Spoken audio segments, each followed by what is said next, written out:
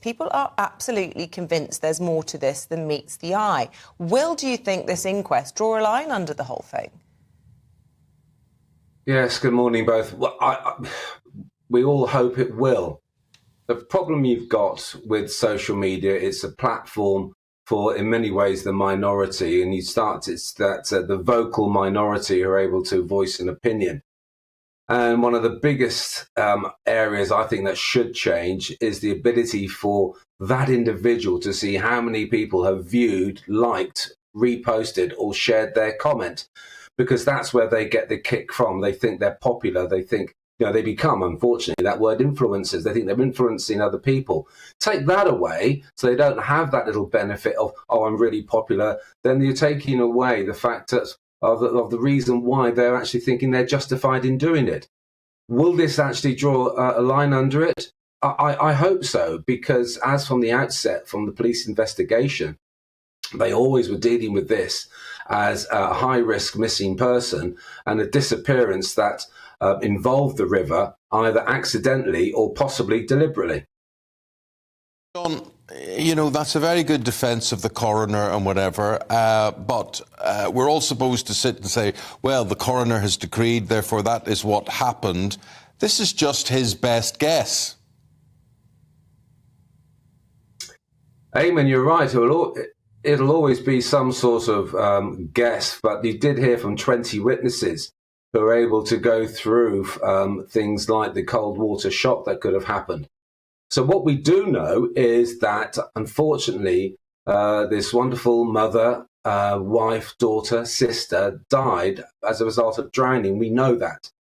What we'll never know is why she ended up in the river. As I said, it's either going to be by accident or it's going to be deliberate.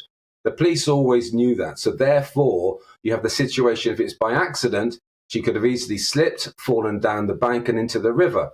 Now, by chance, I'm a dog walker. I have unfortunately slipped and fallen into a brook before now. And your momentum takes you quite a distance. You're not just going to stop at the water's edge. And this is a 4 to 5 meter deep, freezing cold river. So if it's by accident, and the other experts have been able to say, Nicola could easily have been dead within 20 to 30 seconds of entering the freezing cold water. And I urge people to actually, if they are interested, to watch that video by PC Thackeray that shows you the speed of the river and how far she could have got within half an hour. Yeah, absolutely shocking. And I suppose what's it's been fascinating for all of us who've been watching it is to see some of that witness testimony and indeed some of the evidence, the underwater footage that showed some of the searches that were done, and indeed the text messages that were sent to her. And the Sun are leading on it this morning, the text sent by her partner, Nicola's partner, 1 hour after she drowned, saying, "Have you got lost?" And, it's just the human tragedy in all of this. A woman, a wife, a mother, a much-loved daughter, and, the anguish really of the family in all of it.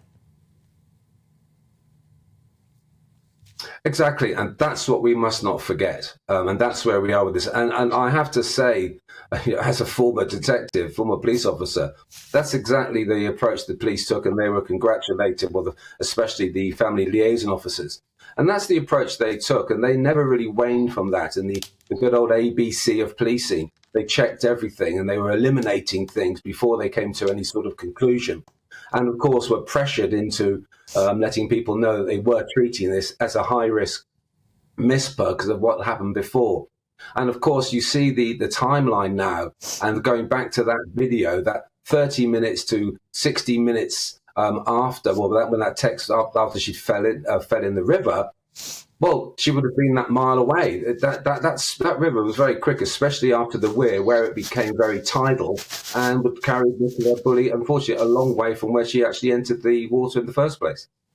The coroner wasn't just ruling on Nicola Bulley, the victim in all of this. The Lancashire Police obviously were cleared of misconduct over the case. There was a lot of question marks about their tactics in this. Are you happy with that?